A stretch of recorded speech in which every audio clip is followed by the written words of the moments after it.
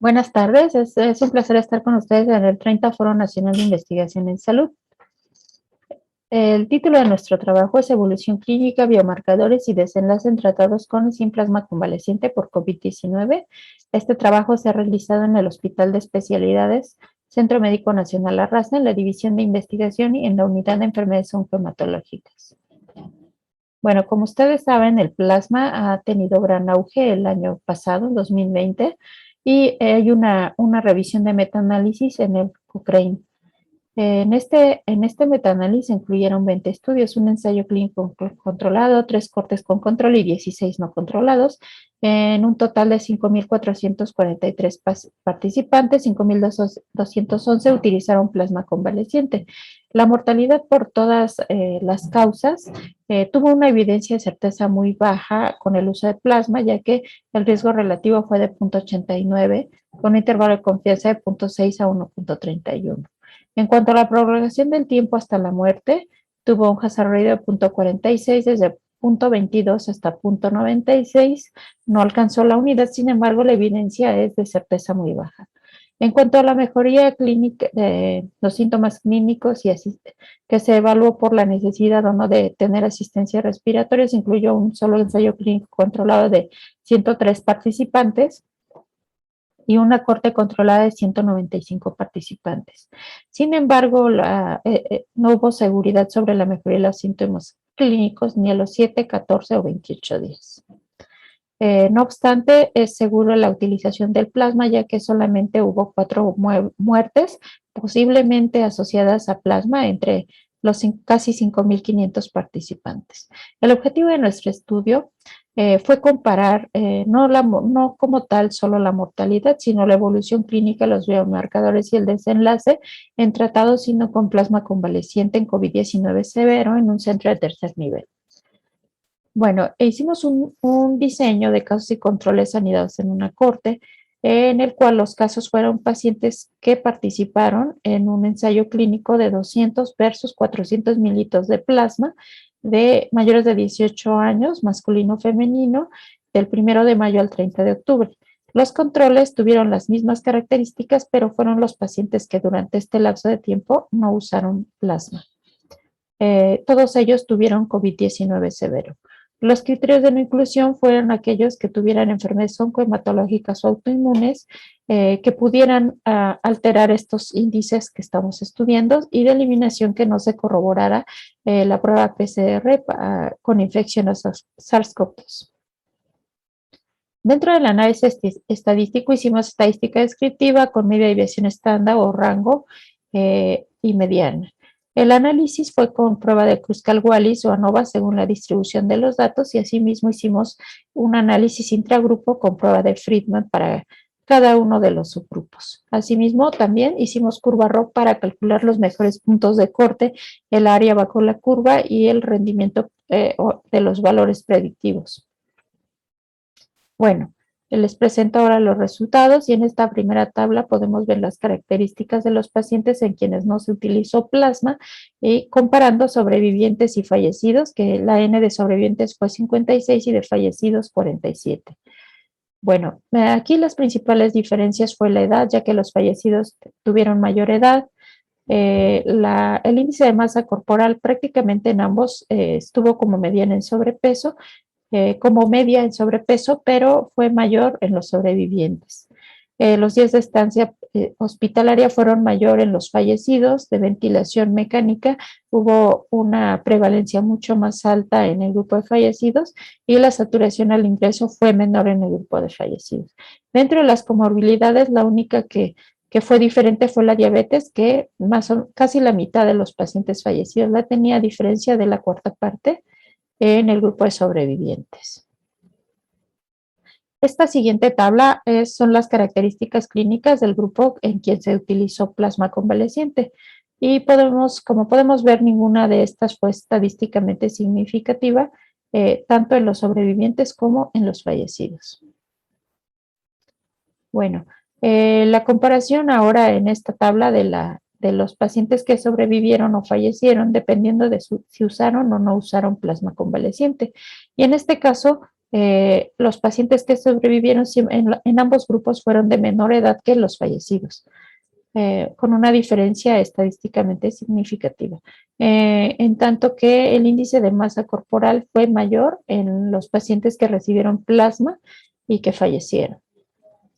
La otra diferencia es que en el grupo de fallecidos que no recibieron plasma, la prevalencia fue muy elevada en cuanto a ventilación mecánica. Bueno, de estos parámetros bioquímicos analizamos de la biometría y la química sanguínea, el índice neutrófilo linfocito, el monocito linfocito, que consiste en dividir estas células entre ellas mismas y ver qué relación guardan.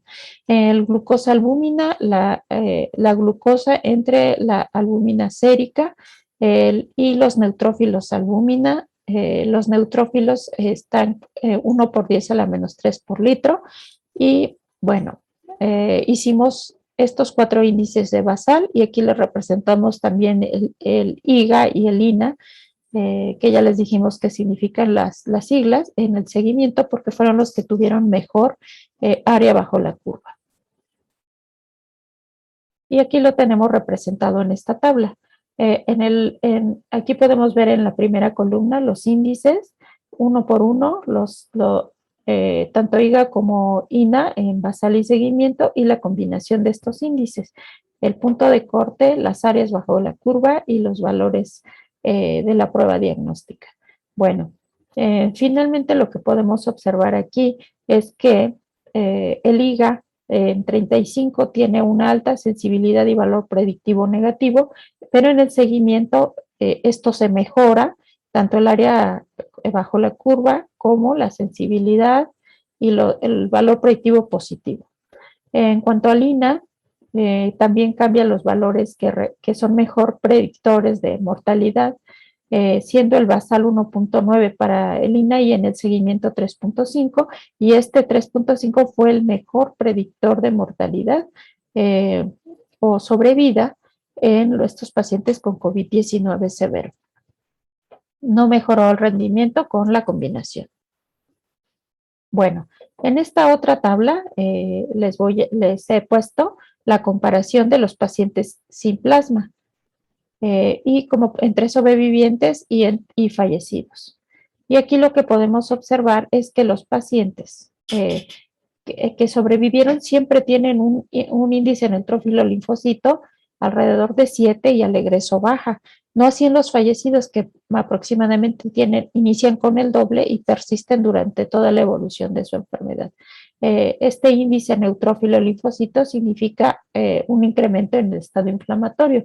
En cuanto al monocito linfocito, también ese no tiene tantas diferencias entre los dos grupos de fallecidos y sobrevivientes, pero sí lo tiene el índice de glucosa albúmina y el neutrófilo albúmina, que como ven en el glucosa albúmina están siempre en menos de 40 en la mediana, no, así que está casi, empieza en 56 y sube a 70, 75, el doble durante la evolución, el seguimiento en los fallecidos. Y el neutrófilo albúmina que está abajo de 3 y en los fallecidos inicia arriba de 3 y se va incrementando conforme evoluciona la enfermedad de los pacientes. En esta otra es una tabla similar, pero ahora en los pacientes que recibieron plasma. Y aquí podemos observar que el índice neutrófilo linfocito tiende también a bajar, como lo vimos en los que no fueron transfundidos con plasma, y también es más alto en los que fallecen, sin embargo, es un poco menos alto que en los que no usaron plasma. El índice monocito linfocito prácticamente es similar, sin embargo, en los fallecidos, a pesar de que bajó, no sobrevivieron. El índice glucosa albúmina fue más alto en los fallecidos que en los sobrevivientes y el neutrófilo albúmina, lo mismo, muy parecido a lo que vimos en los que no fueron transfundidos. Entonces, la neutrofila como respuesta inicial a COVID-19 de COVID-19 severo desencadena reacciones inflamatorias extensas que involucran, entre otros, mayor síntesis de proteínas C reactivas, reactantes de fase aguda y retardo en la producción de albúmina. Por ello, el índice neutrófilos albúmina es una opción para evaluar la severidad del estado inflamatorio. Esta inflamación severa y el tratamiento esteroideo inducen resistencia a la insulina e hiperglucemia aún en no diabéticos. El incremento en esta relación glucosa-albúmina indicaría disfunción metabólica aguda de alto grado. Conclusiones, tenemos que el índice glucosalbúmina incrementa el riesgo de mortalidad si el ingreso es mayor de 35 o en el seguimiento mayor de 57. Y el índice neutrófilo albúmina se asocia a incremento del riesgo de mortalidad si el ingreso es mayor de 1.9 y durante el seguimiento mayor de 3.5. Entonces, el control de la inflamación y de la glucosa son decisivos para lograr sobrevida en el paciente con COVID-19 severo. Y bueno, no nos queda más que agradecer su atención y que esto sea un aprendizaje, ya que no encontramos ningún artículo en la literatura que haga referencia a estos índices propuestos. Gracias.